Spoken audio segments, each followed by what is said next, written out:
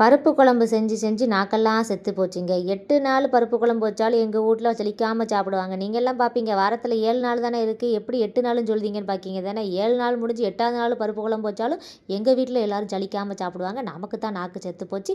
இதுக்கு மேலேயும் பொறுக்க முடியாது, பொங்கி எழுந்துருவோமா அப்படின்னு சொல்லிட்டு இன்றைக்கி எனக்கு பிடிச்ச வத்த குழம்பு வைக்க ஆரம்பிச்சிட்டேங்க. மணத்தக்காளி வத்த குழம்பு தான் நான் இன்றைக்கி வைக்க போகிறேங்க. என் வீட்டில் பார்த்தி அப்படின்னு சொன்னால் எல்லாருக்கும் பருப்பு குழம்பு தான் பிடிக்கும். நமக்கு பார்த்தீங்கன்னா இந்த வத்த குழம்பு காரக்குழம்பு காம்பினேஷன் தான் ரொம்ப பிடிக்கும் பார்த்துக்கிடுங்க. அதனால் இன்றைக்கி மத்தியான சாப்பாடுக்கு பார்த்தீங்கன்னா சூப்பரான மணத்தக்காளி வத்த குழம்பு தான் வைக்கிறேன். சைடில் வந்து கீரை பொரியலும் பண்ணிகிட்டு இருக்கேன். அது போல் எப்போதும் போல் கீரை பொரியலுக்கு தேங்காய், ஜீரகம், மிளகாய் எல்லாம் அரைச்சி நல்லா வதக்கி போட்டாச்சுங்க. அதுக்கப்புறம் பார்த்தீங்கன்னா சைடில் இந்த வத்த குழம்பு ரெடி ஆயிருச்சு. வத்த குழம்புக்கு பார்த்தீங்கன்னா லாஸ்ட்டு தாங்க அந்த எண்ணெயில் போட்டு அந்த வத்தல் அந்த மணத்தக்காளி வத்தலை வந்து நல்லா வறுத்து வந்து கொட்டணும். அப்போ தான் ரொம்ப டேஸ்ட்டாக இருக்கும். லாஸ்ட்டுக்கு வந்து புளி கரைசலை ஊற்றிட்டு அதுக்கப்புறம் வந்து பார்த்திங்கன்னா இந்த குழம்பெல்லாம் ரெடி பண்ணிகிட்டு இருக்குங்க. வத்த குழம்புலேயே ஒரு மெயின் பாயிண்ட் என்ன தெரியுமா?